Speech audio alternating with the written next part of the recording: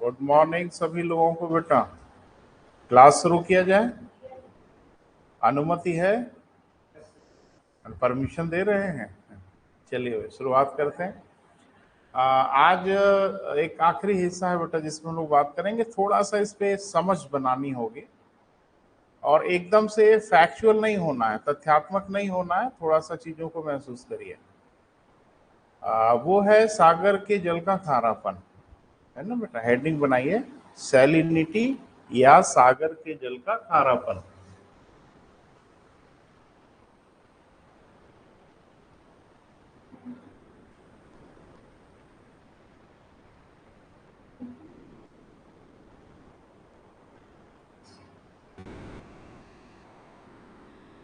तो बेसिक चीजों को बेटा थोड़ा समझना है।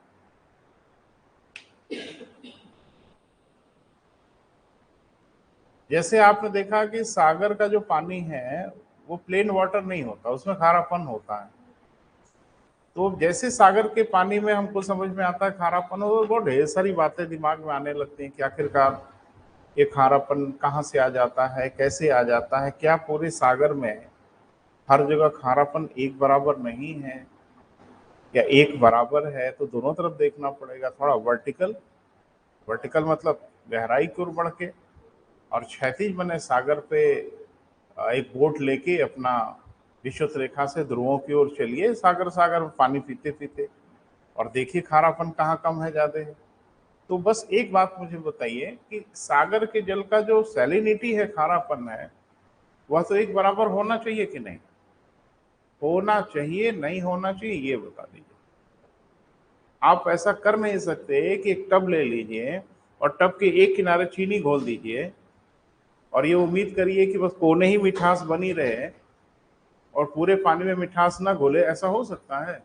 क्योंकि वो तो सब जगह जाके फैलेगा ही बेटा। तो सागर में खारापन अगर है, सैलिनिटी है, कुछ चीजें घुलने की वजह से, तो वह भी तो हर जगह जाके मिलेगा ही।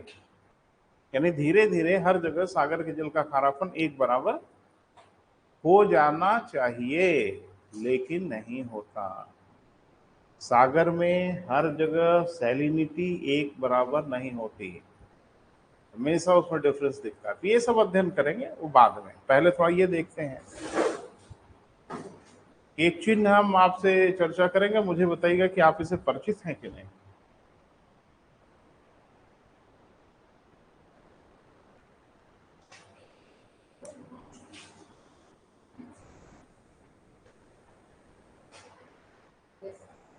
कहीं दिखा पढ़ते लिखते समय आज तक?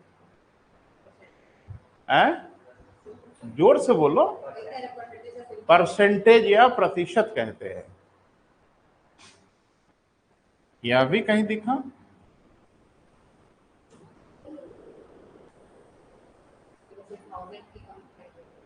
नहीं दिखा है कहीं?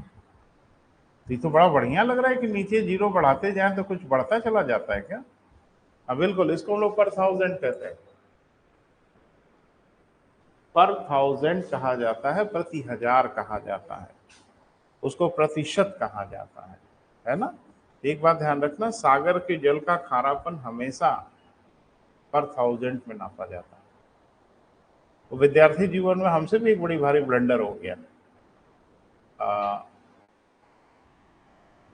मैं पढ़ रहा था, जैसे आप इनिशिएट करते हो तो बच्चा थोड़ा सा तथ्यात्मक होता है, चीजों को पढ़ता है। तो मैं पढ़ रहा था तो मुझे कहीं दिखा कि टर्की की वान झील में सर्वाधिक खारापन है।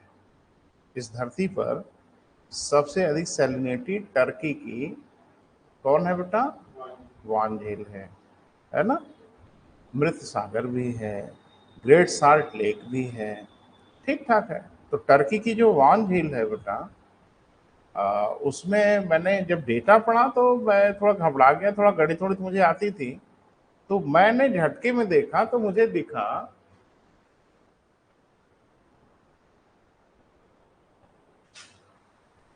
और ये देखते ही मेरे होश उड़ गए। यानी अगर पानी में 100% खारापन हो जाए तो पूरा वो सैलिनिटी ही से भर जाएगा, और यहां मुझे झटके में दिखा 330%।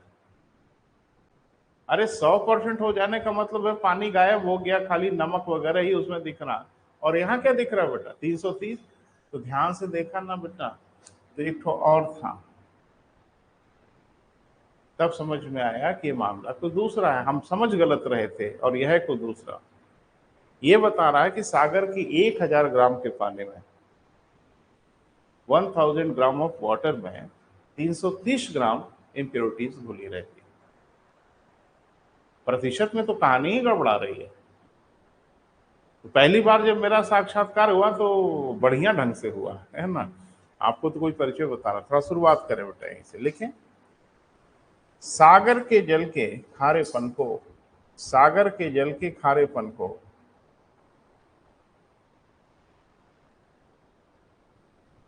पर 1000 प्रति 1000 में मापते हैं।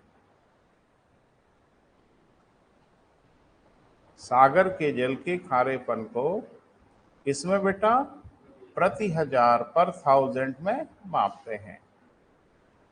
जो साइन है बेटा वो भी बना लीजिएगा, है ना। लिखें, 1000 ग्राम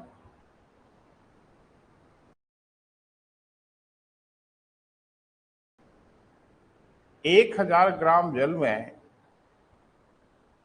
सॉरी सेंटेंस ठीक करो, 1000 ग्राम सागर के जल में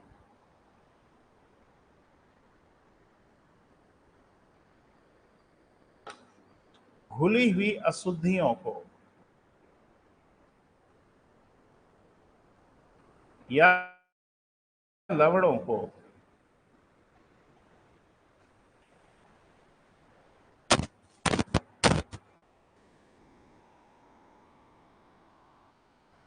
हम प्रति 1000 या पर 1000 से प्रदर्शित करते हैं।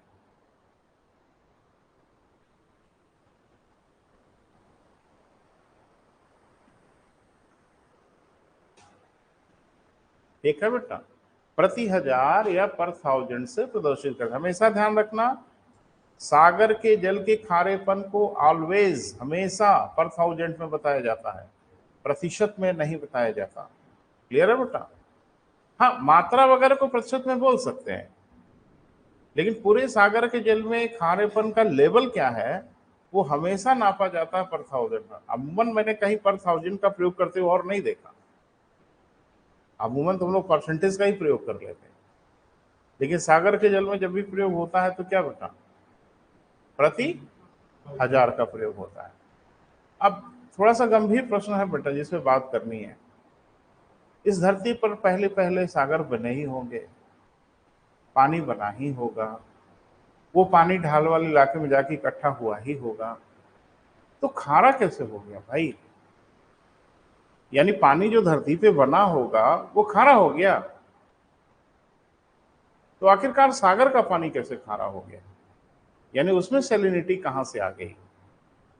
और ठीक ठाक सैलिनिटी है, जैसे मैं बता ही रहा हूं कि टर्की की जो वॉन लेक है उसमें से तो बहुत है, उसमें तो कोई अगर ये चाहे कि हम पानी में डूबें तो आप डूब नहीं सकते।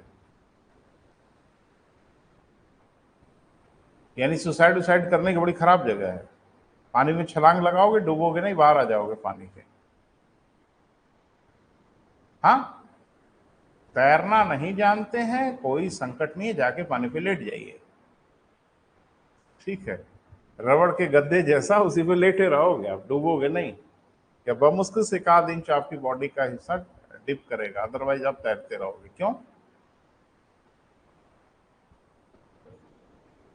जी? अच्छा, सैलिनिटी जहां ज्यादा होती है वहां तैरना आसान होता है। बार बार पूछा गया नदियों की तुलना में सागर में तैरना आसान क्यों होता है। ये भूगोल का प्रश्न नहीं है, ये सामान्य विज्ञान का प्रश्न है। तो थोड़ा सा सामान्य विज्ञान भी हो जाए, कोई आपत्ति तो नहीं है ना।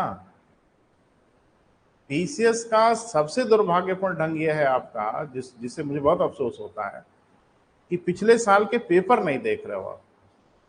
क्योंकि पिछले साल के अगर पेपर देख रहे होते तो मैं जैसे प्रश्न का नाम देता आपकी आंखों में चमक आ जाती, हाँ सर देखें। देख ही नहीं रहे हो आप, मत देखो, मेरी बला से मुझे क्या फर्क पड़ता है। बार बार आपसे पूछा गया कि एक पानी की जहाज जब नदी से सागर में प्रवेश करती है तो जल स्तर पे क्या प्रभाव पड़ता है, पूछा गया है, जाके देखो। और एक बार नहीं, दो दो तीन तीन बार पूछा। कब पूछा गया है ये मुझे नहीं पता, ये सब याद नहीं रहता मुझे। हाल हाल वाला याद रहता है, पिछला तो नहीं याद रहता, लेकिन ये याद रहता है कि पूछा गया है।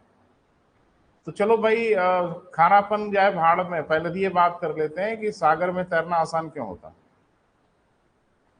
हाँ, तो गलत फहमी मत पाल लीजिएगा कि सागर में जाके कोशिश करने लगेगा। आसान होता है, बहुत आसान थोड़ा ही होता है, लेकिन क्यों ऐसा होता है?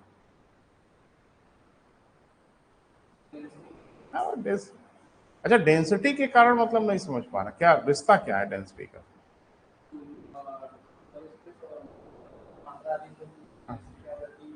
हाँ ना, ये तो ठीक है, डेंसिटी उसकी अधिक है, तो इससे क्या तैरना होना, अधिक डेंसिटी में तैरना आसान होता है?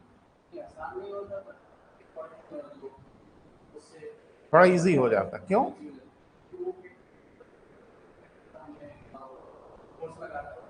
नहीं नहीं, कोई फोर्स सोर्स वाला नहीं इशू है। इशू यह है कि आप तब तक तैर नहीं सकते जब तक आप अपने भार के बराबर जल विस्थापित ना कर दें। क्लियर है? जिसकी डेंसिटी कम होगी उसे ज्यादा विस्थापित करना पड़ेगा, और जिसकी डेंसिटी ज्यादा होगी कम ही विस्थापित उतना भार हो जाएगा। तो सागर में यही होता है बेटा कि थोड़ा सा भी जल हटाते हैं तो हमारे भार के बराबर जल हो जाता है, सो हम तैरने लगते। प्लेन वाटर में थोड़ा ज्यादा पानी हटाना पड़ता है। अब हटाने का मतलब ये है कि अब सीखना पड़ता है तैराकी वैराकी, नहीं तो अपने से तो नहीं हटता है ना। और वान झील में कुछ नहीं, एकदम जाइए, एकदम सीधे छलांग लगाइए, डरिए मत। डर तो लगेगा कहीं डूब न जाए, ना ना डूबोगे नहीं, तैरते रहोगे, क्योंकि उसकी डेंसिटी इतनी हैवी है कि आपको पानी के नीचे को जाने नहीं देगा, हमेशा आप ऊपर बनाए रखेगा। यही सब साइंस है बेटा, वो भी चलता रहे। बहरहाल देखें, सागर के जल में घुले हुए लवण, मिनरल्स क्या क्या घुले हुए हैं बेटा। तो हम आपको अधिक से कम की ओर लिखाएंगे बेटा, आप भी लिखिएगा और एक के नीचे एक लिखिएगा। सागर के जल में घुले हुए क्या बेटा? मिनरल्स, लवण या खनिज पदार्थ।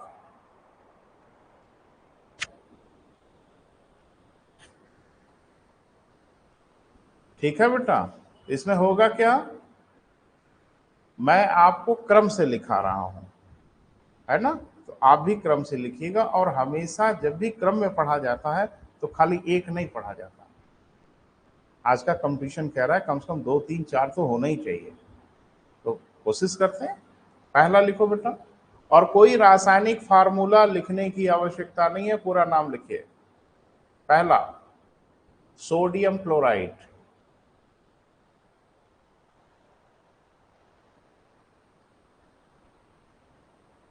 सोडियम क्लोराइड के बाद दूसरे नंबर पे बेटा magnesium chloride.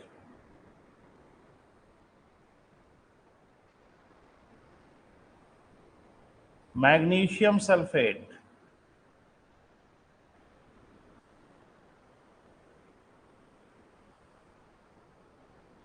Calcium sulphate. Potassium sulphate.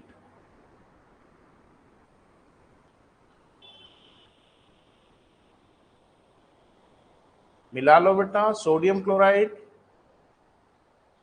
Magnesium chloride, magnesium sulphate, calcium sulphate, और क्या बेटा? Potassium sulphate. ये सागर के जल में घुले हुए पदार्थ हैं। तो थोड़ा सा इनकी मात्रा वात्रा पर भी नजर रखें।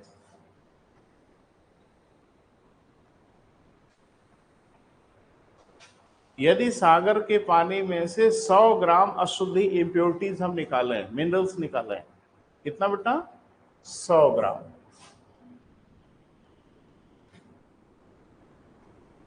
पता नहीं समझ पा रहे हो कि नहीं। सागर के पानी में से हम 100 ग्राम इम्प्योरिटीज या लवण निकालें तो उसमें तो सब मिलजुल के होंगे ना। ये देखते हैं कौन कितना ग्राम है इसमें, है ना बेटा। तो पहले नंबर पे क्या लिखा था जी बेटा? 77.7 ग्राम। अकेले कौन होगा बेटा? सोडियम क्लोराइड होगा। ठीक है,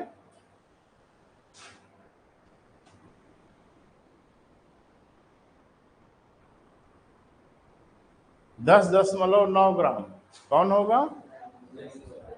क्रम में ही लिख रहे हैं। तीसरे नंबर पे 4.7 ग्राम कौन?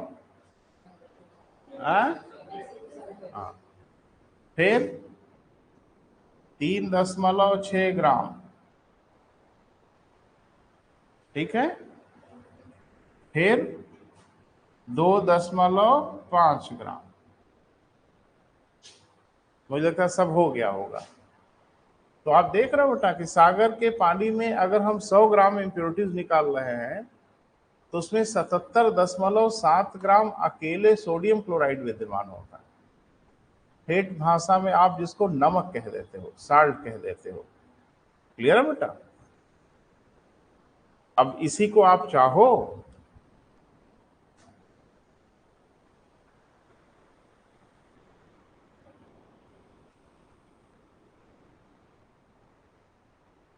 प्रतिशत में भी लिख सकते हो।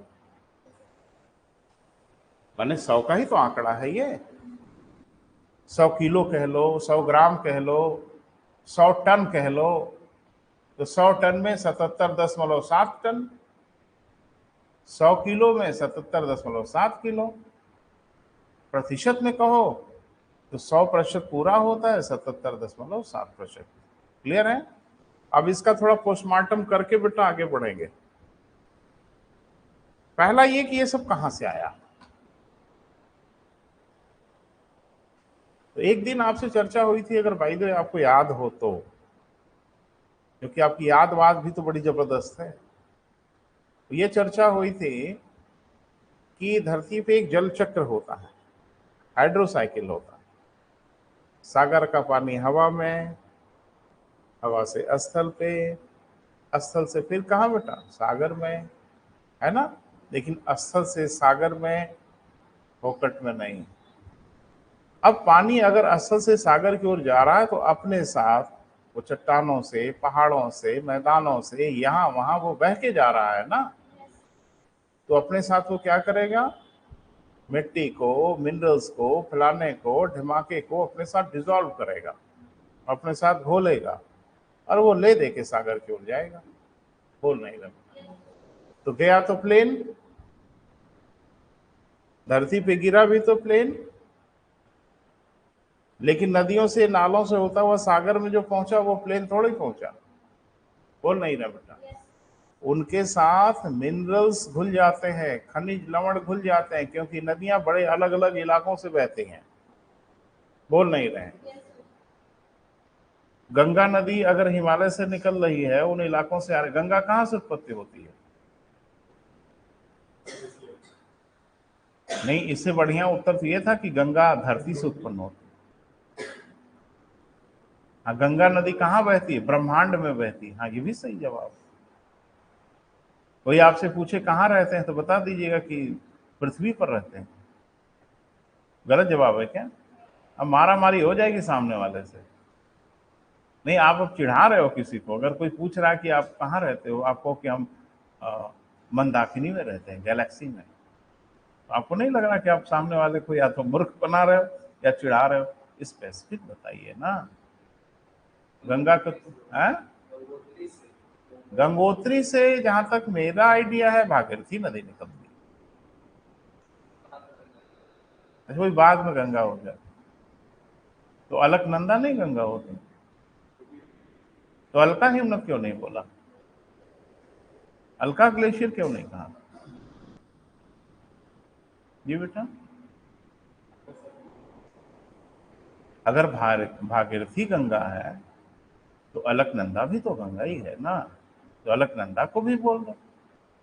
मंदाकिनी को काहे नहीं बोलोगे?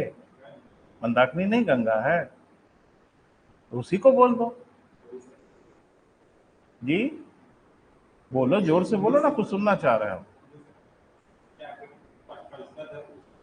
क्या है, क्या है, क्या है? कौन? पंचनद? अंड मंड मत बोलिए, पंजाब में नहीं जा रहे हैं हम पंजाब की बात नहीं कर रहे हैं। अरे भैया जी तो कहो, थोड़ी बहुत समझ है, नहीं तो आप लोग तो चौराहे पे खड़ा करके बेच दो। सुनो मेरे भाई, क्या क्या जोड़ के बोलते रहते हो। सुनो, पंचनद नहीं है, मैं समझ रहा हूं आप क्या कहना चाह रहे थे।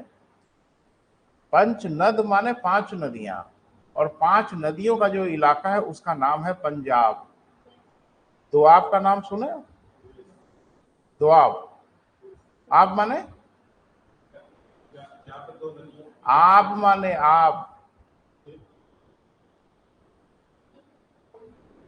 आप माने होता है पानी, है ना। दो आब, दो पानी। पंजाब 5 पानी, है ना। 2 नदियों के बीच का जो इलाका होता है ज्योग्राफी में, उसे दोआब कहा जाता है ना। जैसे बलिया उलिया का कुछ इलाका है दोआबा क्षेत्र कहलाता है, बोलते हैं आम बोल चाल में बोलते हैं दोआबा का क्षेत्र है। दोआबा मतलब 2 नदियों के बीच का क्षेत्र, ये बड़ा उपजाऊ होता है क्योंकि दोनों नदियां वहां ले ले के मट्टी पाटती ही रहती है। जैसे आपका देवारा का क्षेत्र है तो दोआब नहीं है, वहां तो एक ही आब है, लेकिन मुझे नहीं लगता देवारा का कोई इलाका है जो किसी बरसात में बसता है।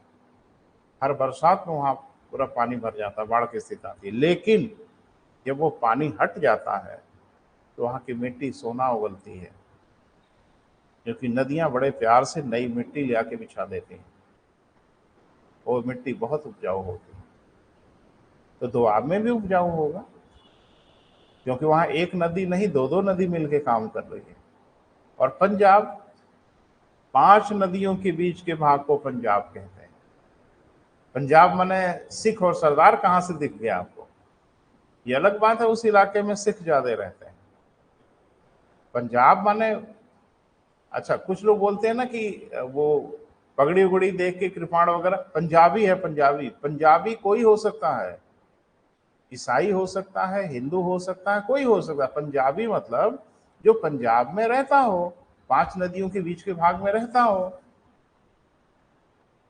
आप जानते हो किसकी बात कर रहे थे? आप पंच प्रयाग की बात कर रहे थे और पंजाब में चले गए। विष्णु प्रयाग, नंद प्रयाग, कर्ण प्रयाग, रुद्र प्रयाग, देव प्रयाग, ये सब प्रयाग हैं। और एक ठो खाली प्रयाग है ना। प्रयाग जब भी दिख जाएगा कोसी नदी के साथ कुछ ना कुछ हुआ है। तो बाद में बेटा भारत का भूगोल पढ़ेंगे तो सब चर्चा करेंगे, अब ये सब इलाका नहीं है। तो कुल मिला जुला के आप देख रहे हो बेटा कि सागरों का पानी जो खारा हो रहा है, अगर हम समझने की कोशिश कर रहे हैं तो कुछ बातें समझ में आ रही। पहला कि सागर जिस विशाल भूभाग के ऊपर है, बहुत बड़ा इलाका है बेटा, देख ही रहे हो, तो अपने साथ कुछ मिनरल वगैरह को भी घोला होगा। जहां होगा वहां तटों पे, किनारों पे, यहां वहां चीजों को तो अपने अंदर घोला ही होगा। तो एक तो ये उसके अंदर आया होगा। दूसरा कि वो तो अनंत क्षमता नहीं है बेटा, लेकिन ये नदी नालों वाली जो क्षमता है ये अनंत है। अनंत क्यों है? क्योंकि हर बार ये काम करती है। जब पानी ऊपर से स्थलों पे गिरता है, नदी नालों से होता हुआ वो पानी अपने लवणों मिनरल्स को घोलते घालते फिर चला जाता है सागर में, फिर फ्रेश निकला। और बड़ी मजेदार बात है कि सागर से वाष्पीकृत जो होगा वो फ्रेश वाटर होगा, फिर ऊपर गया, फिर स्थलों पे गिरा, फिर घोल घाल के। तो आप देख रहे हो सागर तो एक तरह से सिंक बन गया, कूड़ेदान बन गया। पानी इधर का सारा कूड़ा कचरा बटोरते हुए लेके गया सागर में, और वहां से फिर फ्रेश वाटर वेपराइजेशन से ऊपर गया, फिर ले गया। अब ये प्रक्रिया कितने दिन से चल रही है? अरबों सालों से चल रही है। तो डेफिनेटली सागर का खारापन तो वो ऐसे समझो ना बेटा कि जैसे हमेशा बाहर से घूम घूम के अपने कमरे में जूते चप्पल पहन के जाते हो, तो धीरे धीरे एक दिन आपका कमरा बहुत गंदा हो जाएगा अगर आप उसमें झाड़ू नहीं लगाते तो। आपके कमरे में कहां से मिट्टी आती है? आप ही लेके जाते हो। अब यह कि देख के लग तो नहीं रहा है कि मिट्टी में एकदम सने हुए हो, लेकिन धीरे धीरे ही मिट्टी के छोटे छोटे, यहाँ पे झाड़ू रोज लगता है। एक लेडी हैं, उनकी बड़ी मेहरबानी है, मेरे आने से पहले ही वो झाड़ू वाड़ू लगा के साफ वाफ कर देती हैं। हाँ, एक चाबी उनके पास भी है इंस्टीट्यूट की।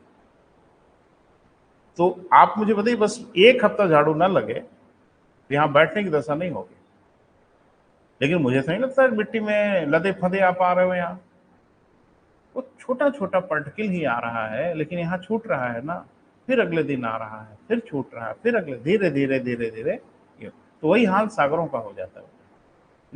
नदियों का पानी नहीं होता खारा, नदियों का पानी प्लेन वाटर होता है, लेकिन थोड़ी मात्रा में ही वो सैलिनिटी या मिनरल्स अपने साथ घोल के ले आती हैं और सागर में छोड़ती हैं, फिर खाली हाथ निकल जाती हैं, फिर लेके आती हैं, फिर खाली हाथ, तो ये प्रक्रिया निरंतर चल रही है ना बेटा। तो थोड़ा थोड़ा ही सही तो बहुत हो जाएगा। लेकिन एक बड़ी मजेदार बात, एक हमारे मित्र ने कहा कि सर अगर नदियां ऐसा करती हैं, यानी सागर के खारेपन को अगर नदियां बढ़ा रही हैं, तो नदियों के पानी में 60% अकेले कैल्शियम होता है, चूना होता है। तो सागर के जल में खारेपन में सबसे अधिक मात्रा चूने की होनी चाहिए थी, कैल्शियम की होनी चाहिए थी, बोल नहीं रहे। लेकिन कैल्शियम तो आपको दिख ही रहा है, बहुत ज्यादा तो नहीं दिख रहा, सोडियम क्लोराइड सबसे अधिक है, बोले बेटा। तो ये कैल्शियम कहां चला गया? नदियां एकदम ताबड़तोड़ कैल्शियम ठूस रही हैं सागरों में, ये कैल्शियम जा किधर रहा है सागर में? तो ध्यान से सुनना। कभी कोरल का नाम सुना है? हाँ, प्रवाल, मूंगा, मूंगा भी कहते हैं, कोरल इंग्लिश में कहते हैं। मूंगा सुना है? मूंगा, मूंगा के बारे में, कोरल के बारे में सुना है? नहीं, कोरल क्या होता है? क्या चीज होता होगा कोरल?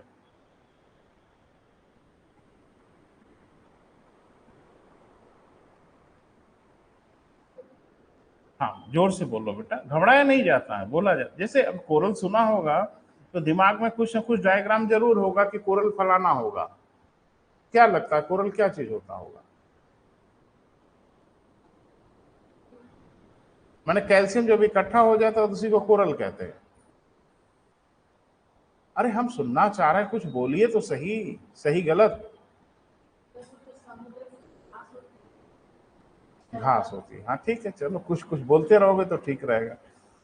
समुद्र में घास होती है, उसको कोरल कहते हैं। चलिए, वेरी गुड।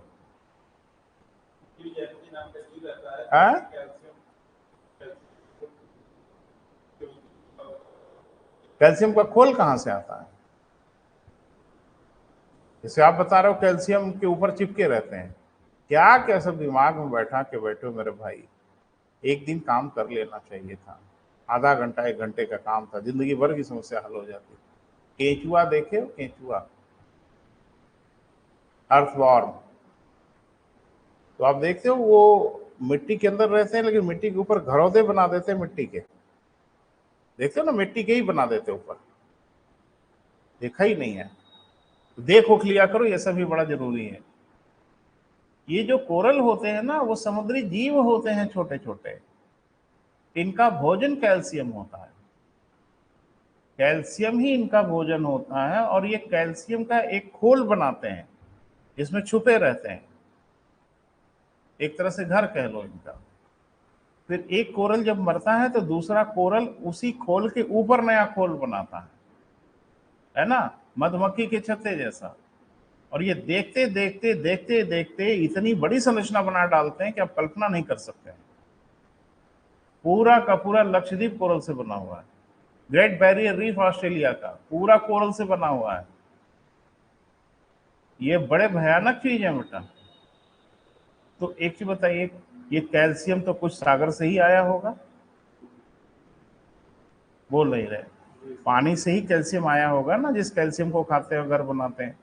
एक बात, जितने समुद्री जीव जंतु हैं उनकी जो अस्थियां हैं, उनके जो अस्थि पंजर हैं, उनके जो स्केल्टन है, वो भी तो कैल्शियम से ही बने होंगे। तो कैल्शियम कहाँ से आया होगा? और डेफिनेटली तो कैल्शियम का कंजम्पशन सागर में बहुत अधिक है, इसलिए सागर के पानी में कैल्शियम ज्यादा नहीं दिखता। क्लियर है बेटा? क्योंकि बहुत सिंपल सी बात है, इतनी बड़ी रेल है, सार्क है, फलाना है, ढमाका, उनका स्केलेटन होगा ना, सिस्टम, हड्डियों का ढांचा होगा ना, उसमें कैल्शियम की आवश्यकता तो पड़ी ही होगी। और उनको तो छोड़ दो भैया, कोरल तो पूर्ण रूप से कैल्शियम ही भोजन के रूप में ग्रहण करते हैं, पूरा पूरा द्वीप बना डालते हैं कैल्शियम का। तो कैल्शियम कहाँ से आता है? पानी से ही ना आता होगा, और कहाँ से आता है? तो ये कैल्शियम के परसेंटेज को घटा देते। क्लियर है बेटा? थोड़ा लिख लें। हाँ, लिखें, संपूर्ण महासागरों में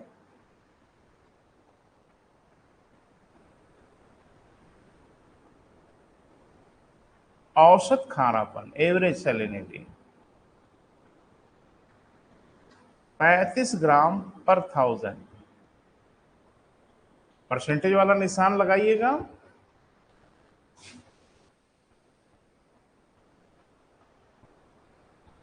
35 पर 1000 ग्राम कह सकते हो। मतलब सागर के 1 किलो पानी में एवरेज 35 ग्राम अशुद्धि विद्यमान रहती है। क्लियर है? लेकिन प्रत्येक स्थान पे खारापन एक समान नहीं होता।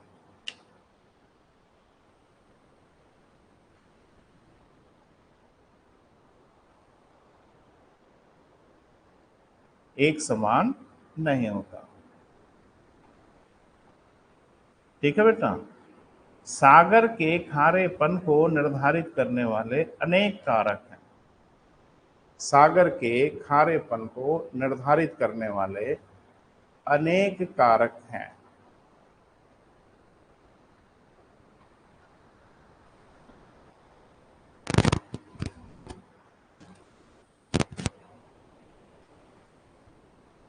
ठीक है बेटा? नंबर 1,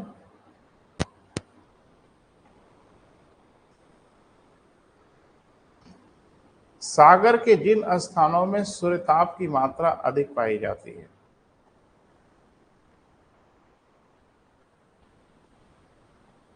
सागर के जिन स्थानों पर सूर्यताप अधिक प्राप्त होता है या मात्रा अधिक प्राप्त होती है,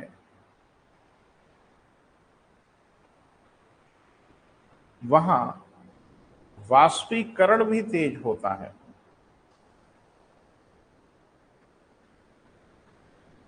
वहां क्या बेटा? हाँ, वेपराइजेशन भी अधिक होगा। होगा कि नहीं होगा? ये सब व्यवहारिक चीज है बेटा, इसमें कोई बड़ा उठा पटक वाला मामला नहीं है। जैसे आप सागर देख रहे हो, तो सागर पे भी तो सूर्य की किरणें पड़ती हैं, जैसे स्थलों पे पड़ती हैं। तो जिन इलाकों में स्थल ज्यादा गर्म होते होंगे, सागर में भी तो गर्मी मिलती होगी। और सागर में जब गर्मी मिलेगी, तो और कुछ हो ना हो, वाष्पीकरण तेज हो जाएगा। बोल नहीं रहे हैं? और वाष्पीकरण तेज होगा तो क्या होगा? प्लेन वाटर चला जाएगा और इम्प्योरिटीज नीचे छूट जाएगी, तो डेफिनेटली उन इलाकों में खारापन अधिक हो जाएगा। बोल नहीं रहे? सागर के जिन स्थानों पे सूर्यताप बहुत कम मिलता होगा, वहां वाष्पीकरण भी कम होगा, और जहां वाष्पीकरण कम होगा वहां खारापन भी कम होगा। तो अब कहानी तो समझ में आ रही है कि सर्वाधिक खारापन कहां होना चाहिए? हाँ? जहां नहीं, कहां? अब इतना पढ़ने के बाद जहां जहां बोलोगे तो ठीक नहीं लगेगा। सर्वाधिक खारापन कहां होना चाहिए? विषुवत रेखा पर होना चाहिए। है नहीं है कि हम बात नहीं कर रहे हैं, लेकिन अभी जो कुछ हम लोगों ने पढ़ा, तो ये बता रहा है कि सर्वाधिक खारापन कहां होना चाहिए? विषुवत रेखा पे, और सबसे कम ध्रुवों पर। बड़ी मजेदार बात है कि सर्वाधिक खारापन विषुवत रेखा पर नहीं है।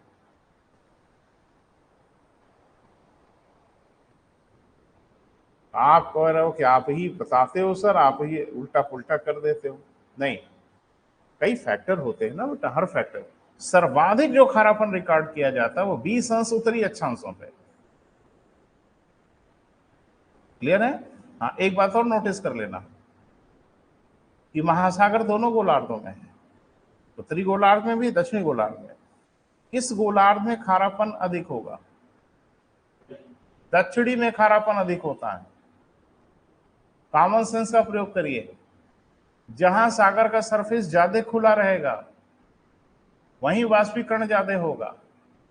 बोल नहीं रहे हैं?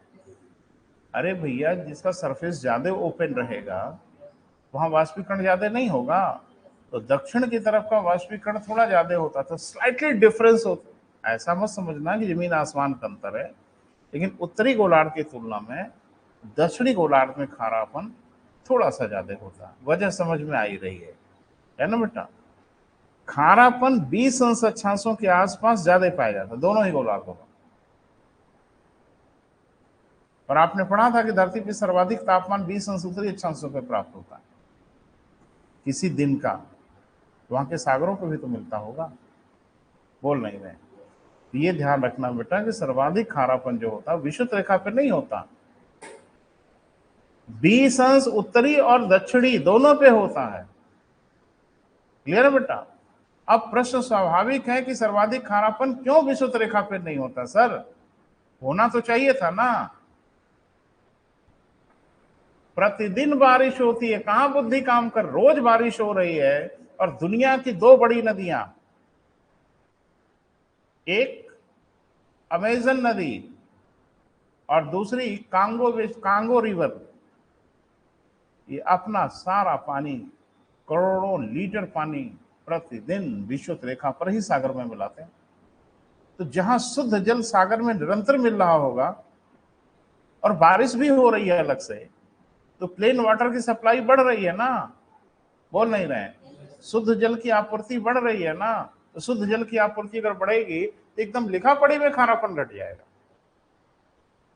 ताप वाला तो आपके पक्ष में था, वो तो कहीं गवाही दे रहा था कि सर्वाधिक खारापन विषुवत रेखा पे होना चाहिए, लेकिन शुद्ध जल की आपूर्ति भी विषुवत रेखा पे बहुत हो जाती है, क्योंकि मैंने बोला ना बेटा कि प्रतिदिन वर्षा होती है।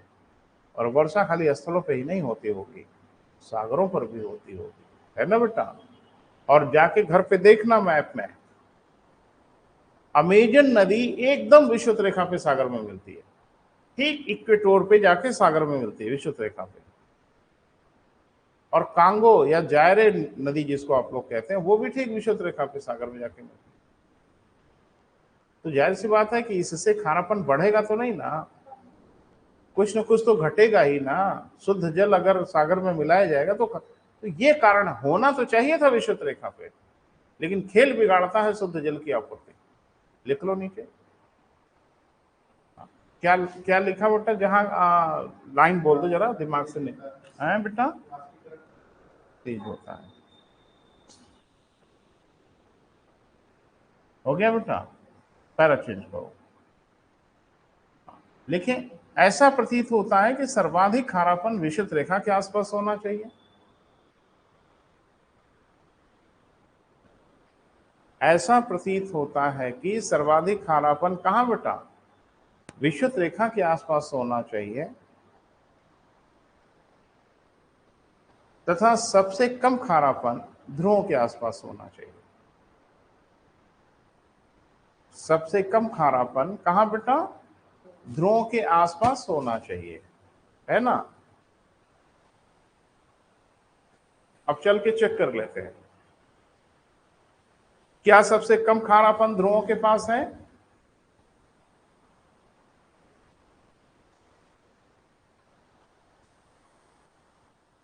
अरे बेटा, कुछ हम बोल रहे हैं उसको रिस्पॉन्ड करिए। पहला चेक करते हैं कि क्या सबसे कम सैलिनिटी यानी सबसे कम खारा पानी ध्रुवों के पास है। जवाब है हाँ, पूरी धरती पर सबसे कम खारापन ध्रुवों के पास है। दो कारणों से, एक तो सूर्यताप कम मिलता है और एक ग्लेशियर से शुद्ध जल की आपूर्ति भी हो जाती है, क्योंकि ग्लेशियर जब पिघलते हैं ना तो फ्रेश वाटर की आपूर्ति कर देते हैं। वो हम लोगों का सही निकल गया। दूसरा चेक करते हैं, सर्वाधिक खारापन विषुवत रेखा पर है, तो इसका जवाब है ना। माने दो बातों में से एक हम लोगों का सही था, एक हमारा गलत हो गया। तो विषुवत रेखा पे सर्वाधिक खारापन न होने का कारण यहाँ प्रतिदिन होने वाली वर्षा है, जो ऊपर सागर के ऊपर के जल के खारेपन को घटा ही देती है। फ्रेश वाटर जाएगा तो घटाएगा ही, है ना बेटा? लिखें, ध्रुवों पर खारापन सबसे कम पाया जाता है। इसके दो बड़े कारण हैं।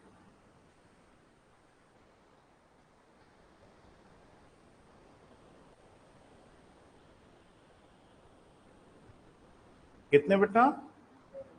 दो बड़े कारण हैं, पॉइंट बना के जरूर लिखो। विषुवतीय क्षेत्रों में सूर्य ताप की प्राप्ति सबसे कम होती है। विषुवतीय क्षेत्रों में सूर्य ताप की प्राप्ति क्या बेटा? सबसे कम होती है। अरे सॉरी, क्या लिख रहे हैं बेटा?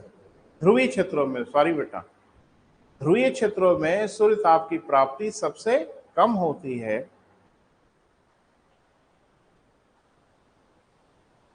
तथा ग्लेशियर आदि के पिघलने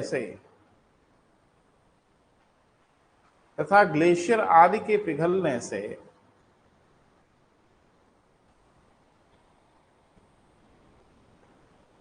शुद्ध जल की आपूर्ति भी बढ़ जाती है।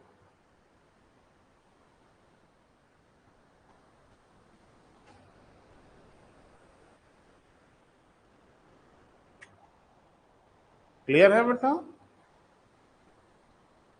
आपूर्ति बढ़ जाती है। वहीं विषुवतीय क्षेत्रों में सर्वाधिक खारापन नहीं पाया जाता।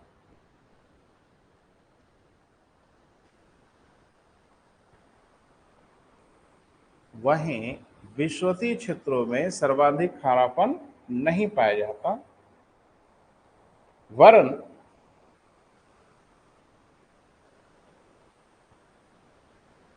वरन सर्वाधिक खारापन 20 अंश अक्षांशों के आसपास पाया जाता है। वरन सर्वाधिक खारापन कहां बेटा? 20 अंश अक्षांशों के आसपास पाया जाता है।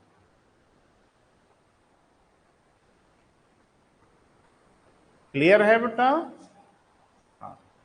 लिखें, विषुवतीय क्षेत्रों में सर्वाधिक खारापन न पाया जाने का प्रमुख कारण, विषुवतीय क्षेत्रों में सर्वाधिक खारापन न पाए जाने का प्रमुख कारण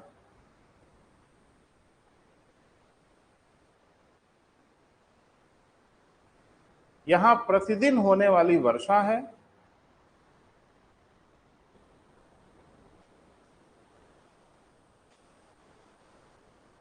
तथा विश्व की दो बड़ी नदियां,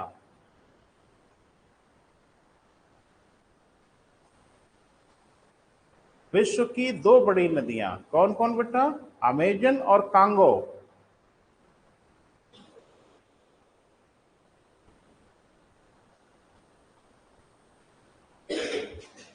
विषुवत रेखा पर ही सागर से मिलती है।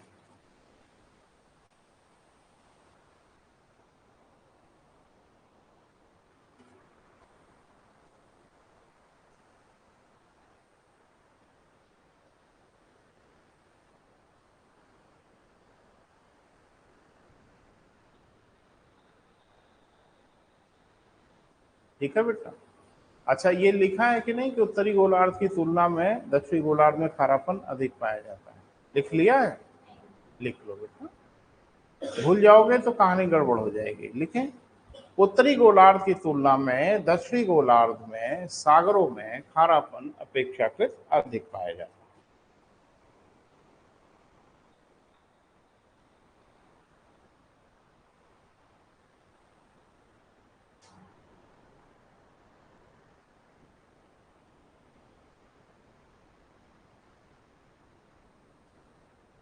कुछ तथ्यात्मक चीजें भी बेटा पढ़ लेना चाहिए, फैक्चुअल इंफॉर्मेशन भी आपको जानना चाहिए।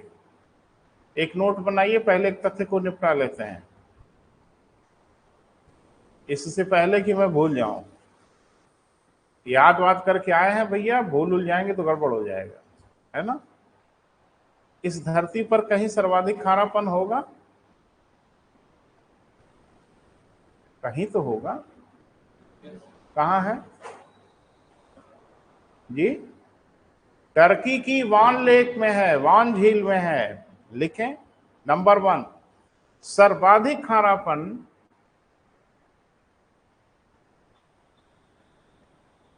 अब टर्की क्या हो गया, अब तुर्की हो गया, है ना बेटा। कि वान झील। दूसरे नंबर पे बेटा डेड सी, मृत सागर।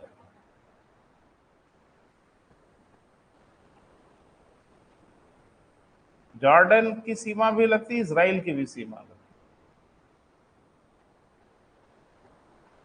ठीक है बेटा, जॉर्डन लिख लीजिए।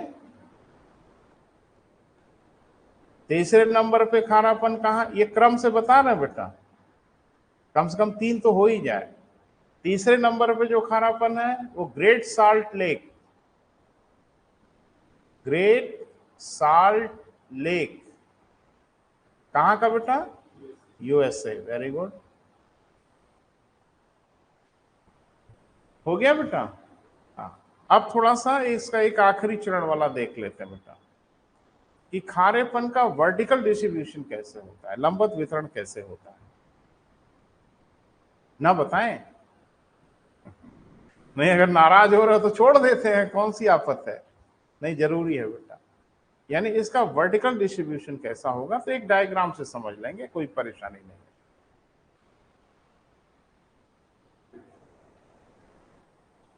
देखो, पढ़ाई की आप क्या परेशानी है बेटा, कि हर इलाके आपको पसंद आने हो। आप कहेंगे सर ये खारा और अपन नहीं मन होता पढ़ने का, पढ़ना पड़ेगा, है ना। यहाँ आपकी पसंद से कुछ भी नहीं होगा, यहाँ सब कुछ एग्जामिनर की पसंद से होगा। उसे जो पसंद आता है उसे आपको भी पसंद आना होगा। जैसे कुछ बच्चे आते हैं तो बोलते हैं सर वनडे एग्जामिनेशन तैयारी करनी है, तो करिए। कहते हैं कि गणित सर नहीं आती, हमको मत करिए, छोड़ दीजिए।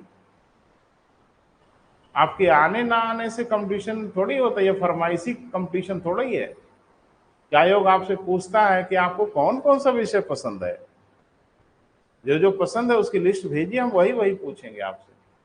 ऐसा है, आपको पसंद आए आपको पसंद ना आए, जो हमको पूछना है वो हम आपसे पूछेंगे, है ना।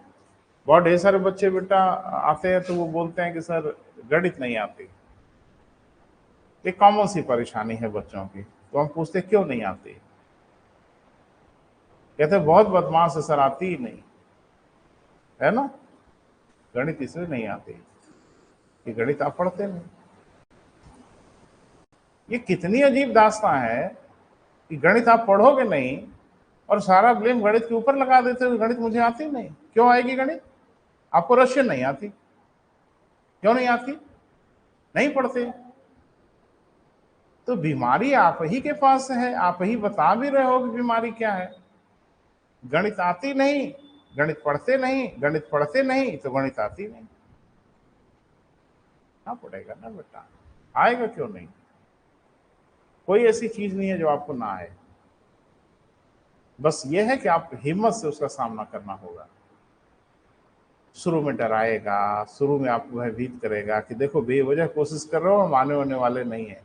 और गणित से प्यारा विषय तो मुझे लगता है धरती पे कोई नहीं होगा, कि गणित एक बार आती है पूरी लाइफ में, और एक बार अगर आ गई तो कभी नहीं जाती, है ना।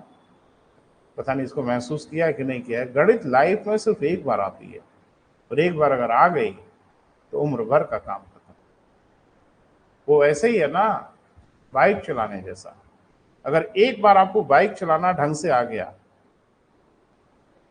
तो जिंदगी भर का काम खत्म। जैसे कुछ लोग कहते हैं कि सर अगर मान लीजिए 10 साल ना चलाएं तो कोई दिक्कत नहीं है।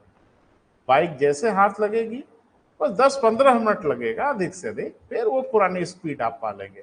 गणित के साथ यही खास बात है कि गणित अगर आपने छोड़ भी दिया है, बिल्कुल घबराने की जरूरत नहीं है। मुझे लगता है बस 3 से 4 दिनों के अंदर पुरानी स्पीड लौट आएगी आपकी। तो इतना प्यारा विषय है बेटा, जो सिर्फ ये डिमांड करती है कि जिंदगी में हमको एक बार आना है, तो थोड़ा सा नखड़े तो उसके होंगे ही ना, थोड़े से उसके ड्रामे तो होंगे ना। एक बार गणित का ड्रामा बर्दाश्त कर लो, फिर जिंदगी भर की मुक्ति है। और गणित से डर वर भी नहीं होता, कोई विषय हो बेटा। आप उस विषय को पढ़ोगे नहीं तो रहिए कि हमको आता नहीं, काहे आए भाई, आप उसको पढ़िए, वो आएगा। शुरू में डर लगेगा, भय लगेगा, विषय ना शुरू में डराते हो रहते हैं, घबराइए नहीं बेटा। एक डायग्राम बेटा हम बना रहे हैं, आपको समझाने की कोशिश कर रहे हैं। तो कंपटीशन आपकी पसंद नापसंद से नहीं चलता। अगर पसंद नापसंद का मामला है तो कंपटीशन से दूर रहिए, सिर्फ ज्ञान बढ़ाइए। जैसे भूगोल पढ़ने का बड़ा मन करता है तो आइए, हम आपका ज्ञान थोड़ा ठीक ठाक करते हैं, लेकिन खाली भूगोल से कंपटीशन नहीं होगा, या खाली किसी एक विषय से नहीं होगा। अब हम एक डायग्राम बना रहे हैं बेटा, थोड़ा सा महसूस करिएगा, सपोर्ट करिएगा कि आप इसको समझ पा रहे हैं कि नहीं। जैसे अक्षांश ऐसे होते हैं ना, हद हो गई, अक्षांश की बात कर रहे हैं, 0 1 2, अरे भाई लाइन है, अब हम लाइन नहीं दिखा रहे, हम ऐसे दिखा रहे हैं।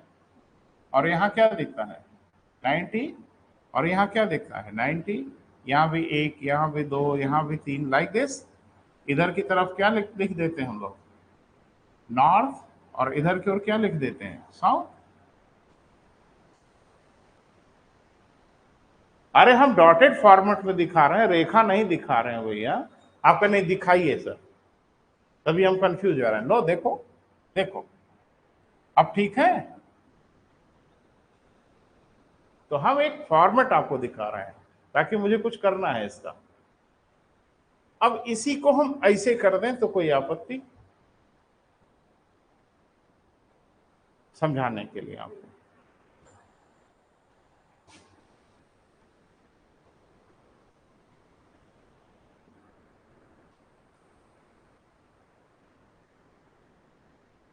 ऐसा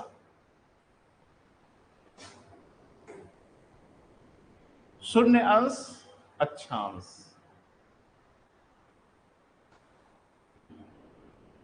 नाइन्टी डिग्री, इसीलिए पहले बना दिए हैं कि कंफ्यूजन ना हो आपको।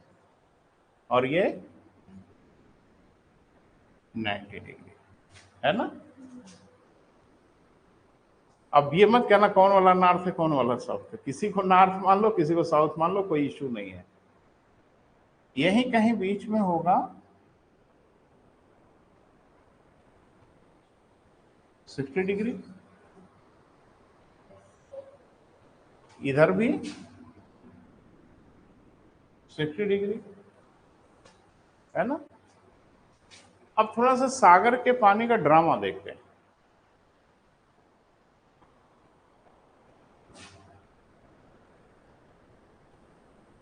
ये जो सागर का पानी है बेटा,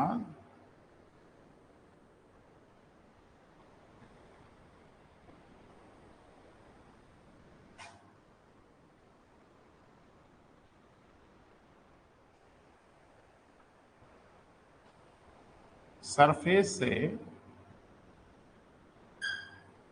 500 मीटर, है ना। क्या सर हिला रहे हो, नहीं हम कुछ दिखा रहे हैं, पहले देख लो, घबराओ मत, तभी सब क्लियर हो जाएगा।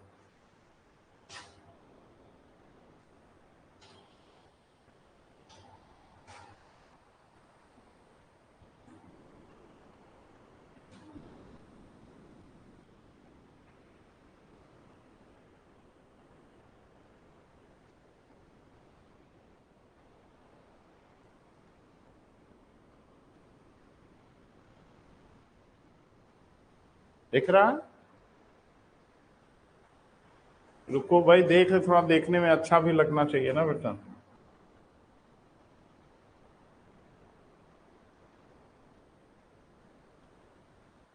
ठीक है,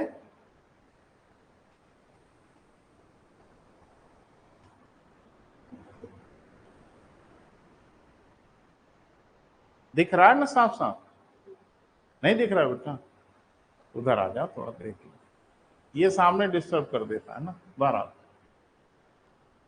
ये जो ऊपर का 500 मीटर पानी है, स्पेशली मध्य अक्षांशों से, देख रहे हो, इसके इधर नहीं, ये 60 से कौन सा इलाका है, 90 अंश का, ये आप देख रहे हो, इधर 60 से और उधर 60, उधर देखो, इधर नीचे 60 और उधर ऊपर 60। इसका पानी, ऊपर का 500 मीटर पानी गर्म रहता है, टेम्परेचर इसका थोड़ा सा हाई होता है। बोल नहीं रहा बेटा, ये पानी क्या होता है बेटा, गर्म होता है, हॉट होता है, यानी इसका टेम्परेचर थोड़ा सा ज्यादा होता है। 500 मीटर से 1000 मीटर की ओर अगर बढ़ोगे तो सागर के जल का टेम्परेचर तेजी से घटता है। क्लियर है बेटा? यहां इलाका वही है, ध्यान रखना। तो ऐसे इलाके को हम लोग बोलते हैं क्या बेटा, थर्मोक्लाइन। क्या बोलते हैं बेटा, थर्मोक्लाइन, यानी तापमान तेजी से घटता है और घटते घटते कम हो जाता है, फिर वहां से लेके यहां तक और ये पूरा इलाका सेम टेम्परेचर पे रहता है। नहीं समझ पा रहे हो? सागर के नीचे का टेम्परेचर एकदम कम हो जाता है और वही कम 60 से 90 तक और उधर 60 से 90 तक धरातल तक मौजूद होता है। क्लियर है बेटा? इतना पानी हमेशा गर्म रहता है, इतना पानी 500 मीटर तापमान तेजी से घटता है, जिसको हम लोग क्या बोलते हैं, थर्मोक्लाइन कहते हैं। ध्यान रखना, खारापन सागर के जल के तापमान का पीछा करता है। बोल नहीं रहे? जहां तापमान अधिक होगा वहां खारापन अधिक होगा, जहां तापमान घटेगा वहां खारापन घटेगा, और जहां तापमान सबसे कम होगा वहां खारापन कम होगा। कहाँ ध्रुवीय क्षेत्रों में खारापन कम था? समझ में आ रहा है ना? सारा पानी बहुत शीतल होता है, बहुत ठंडा होता है। डायग्राम बनाओ फट से।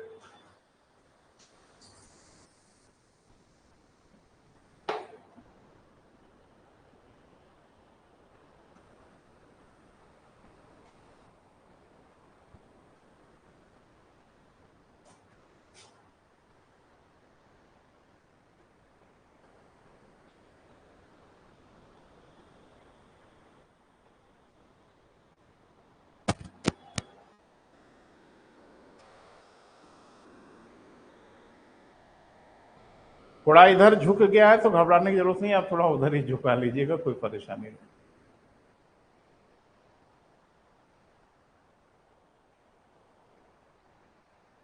थोड़ा स्पीड में बेटा, थोड़ा तेजी में। घर पे जाके आराम से पेंटिंग वेंटिंग करिएगा, यहाँ पे काम चालू बस बना लीजिए, है ना? बस जो जो लिखा है बस वही लिख लेना। ये 500 मीटर मध्य अक्षांशों तक, लगभग 500 मीटर गहराई तक का पानी सामान्य रूप से गर्म रहता है। जानते हो क्यों? क्योंकि सूर्य ताप 183 मीटर अंदर तक प्रवेश करता है, यानी मोटा मोटा कह लो 200 मीटर सूर्य ताप अंदर तक चला जाता है। ये इलाका गर्म रहता है। फिर 500 मीटर से नीचे अगर सागर पे आप बढ़ोगे इन अक्षांशों पे, तो आपको तापमान पानी का तेजी से घटता हुआ प्रतीत होगा। कहां तक बेटा? 1000। और 1000 से आप सागर के तली तक चले जाओगे, वो तापमान कम रहेगा और बना रहेगा, और वही टेम्परेचर इधर भी बना रहेगा। अब बताओ मुझे कि अगर खारापन तापमान का पीछा करता है तो खारापन कहां ज्यादा दिख रहा है, खारापन कहां घट रहा है, और खारापन कहां सबसे कम होगा दिख रहा है? यहां खारापन अधिक होगा, सामान्य रूप से 500 मीटर की गहराई तक, लेकिन इसका अपवाद विषुवत रेखा है, क्योंकि विषुवत रेखा के सरफेस पे खारापन कम है। बोल नहीं रहे हैं? क्यों कम है? क्योंकि प्लेन वाटर की सप्लाई हो रही है। लेकिन वो थोड़ा नीचे आप बढ़ोगे विषुवत रेखा पे, एकदम खारापन बढ़ जाता है। सतह पे ही पानी फैला रहता है ज्यादा, वो पानी हटा के अंदर जब जाओगे तो आपको खारापन ज्यादा दिखेगा, लेकिन सरफेस पे थोड़ा सा उल्टा पुल्टा विषुवत रेखा पे दिखता है, अमूमन खारापन कम दिखता है। क्लियर है बेटा? वो आप समझ ही चुके हो, मैं आपसे चर्चा कर चुका हूं। इस इलाके को हम लोग हेलोक्लाइन कहते हैं। इस इलाके को बेटा, जहां थर्मोक्लाइन है वहीं पे देखने को मिलता है हैलोक्लाइन। खारेपन को हैलिनिटी भी कहा जाता है। खारेपन को क्या कहा जाता है बेटा? हैली आइसोहेलाइन, नाम सुना है? समान खारेपन वाले स्थानों को मिलाने वाली रेखा क्या कहलाती है? आइसोहेलाइन कहलाती है। तो हेलिनिटी माने होता है खारापन। तो ये क्या हो रहा है बेटा? थर्मोक्लाइन, तो ये है हैलोक्लाइन। यानी यहां खारापन घटता है, जहां तापमान घटता है वहां खारापन भी घटता है। तो खारेपन के घटने के फेनोमेना को बोला जाता है हैलोक्लाइन, है ना? इसका मतलब क्या है बेटा कि 500 से 1000 मीटर का जो इलाका है वो हैलोक्लाइन का इलाका है। तो थर्मोक्लाइन है ना बेटा, तो इसी को हम लोग क्या बोलेंगे? हैलोक्लाइन। यानी तापमान तेजी से घटता है और घटते घटते एक लेवल के बाद वो कांस्टेंट हो जाता है, यानी अब उसमें कोई परिवर्तन नहीं होता। क्लियर है बेटा? अपवाद कहां देखने को मिलता है बेटा? विश्व में। पहले बढ़ता है तब घटता है, बोल नहीं रहे हैं।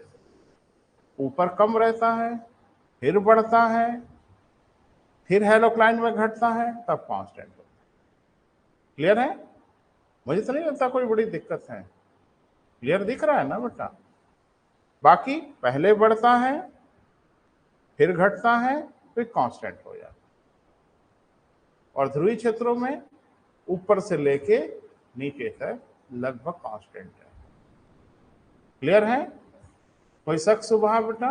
नहीं। तो ये आपका समाप्त हुआ बेटा क्या? जलमंडल। क्लियर है? कल एक प्यारा सा टेस्ट, अब प्यारा सा रहे चाहे खराब सा रहे, टेस्ट तो होगा ही होगा। और कल खाली टेस्ट होगा, ठीक है? तो कल हम लोग टेस्ट देंगे और फिर उसके बाद हम लोग शुरू कर देंगे स्थल मंडल, फिजिकल ज्योग्राफी का आखिरी हिस्सा। और स्थल मंडल भी छोटा नहीं है, समय लगेगा। इस पे जब बात कर लेंगे तो फिर आखिरी सेगमेंट की ओर बढ़ेंगे, भारत का भूगोल। और वो भी थोड़ा टाइम टेकिंग प्रोसेस है, उसमें भी थोड़ा वक्त लगेगा, है ना? किसको वक्त की कमी है? किसको जल्दी से आईएएस बन जाना है? तो हम स्पीड बढ़ा दें भाई, नहीं जल्दबाजी मत करें, आराम आराम से पढ़ें, सब ठीक हो जाएगा।